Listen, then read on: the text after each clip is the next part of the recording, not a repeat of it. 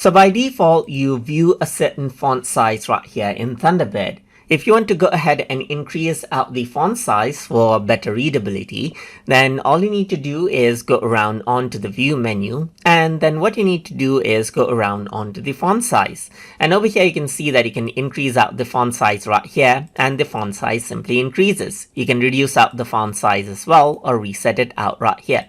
Apart from that, you can see that I have the zoom option as well. For example, if I were to go around onto a mail right here and then go around onto let's say for example onto the view menu right here in zoom, you can also go ahead and just zoom in the mail right here just like this, and then zoom out as well or reset it and zoom in text only as well. So let's say for example, if I were to go around over here, increase out font size, it increases out the font size of the overall navigation right here. But if I were to go to zoom, then it increases and decreases the zoom level of this particular email right here.